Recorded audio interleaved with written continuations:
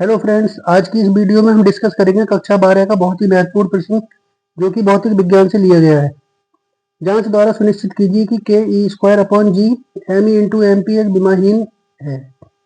भौतिक नियतांकों की सारणी देखकर इस अनुपात का मान ज्ञात कीजिए और यह अनुपात हमें क्या बताता है। तो सबसे पहले तो हम यहाँ पर देखेंगे के ई स्क्वायर दिया हुआ है और G M E into M P, तो ये कूलाम बल से हम प्राप्त कर सकते हैं। तो कूलाम बल का जो फॉर्मूला है वो है F बराबर 1/4 pi epsilon naught into Q1 Q2 upon R square. 1/4 pi epsilon naught को हम K मानते हैं और Q1 और Q2 को, ये दोनों आवेश हैं, इन दोनों को हमने मान लिया E के बराबर। तो यहाँ Q1 की जगह E लिखेंगे और Q2 की जगह E लिखेंगे तो ये हो जाए E square upon R square. अब F का जो मान है वो बराबर हो रहा है K E square upon R square के, और हमें यहाँ पे ज्ञात करना है के ई स्क्वायर का मान। तो के ई स्क्वायर हम कैसे प्राप्त कर सकते हैं? यदि हम एफ और आर स्क्वायर को क्रॉस में मल्टीप्लाई कर दें।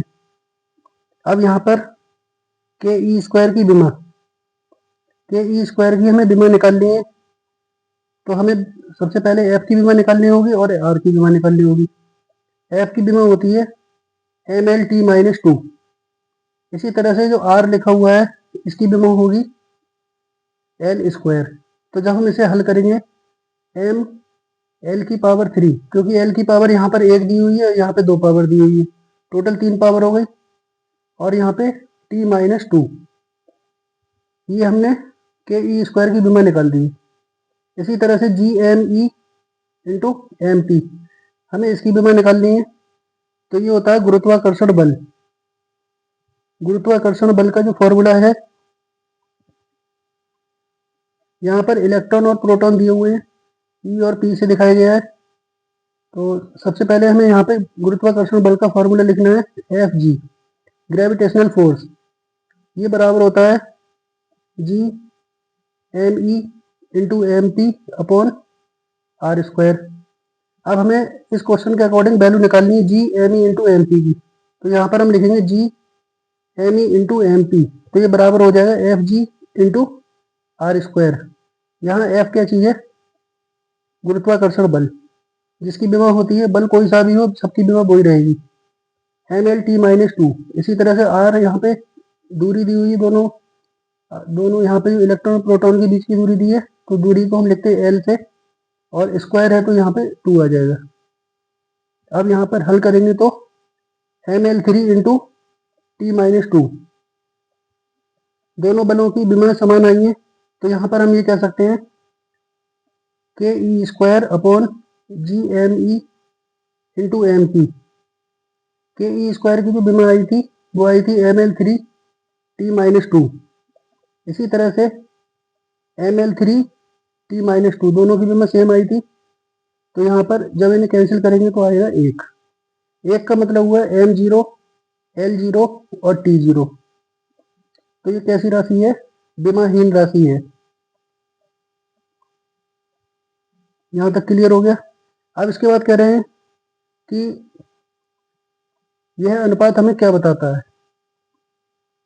अनुपात का तो मान एक आ गया है यहाँ पर। अब हमें इसे हल करना है।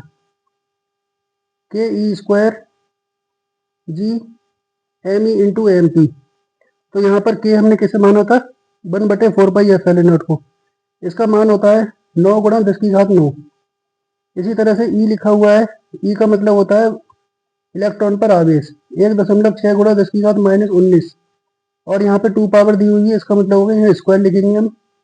इसी तरह से जो जी दिया हुआ है ये है गुरुत्वाकर्षण नियतांक, इसका मान होता है 6.67 into 10⁻11 into M E, electron का द्रव्यमान 9.11 इंटू 10⁻27।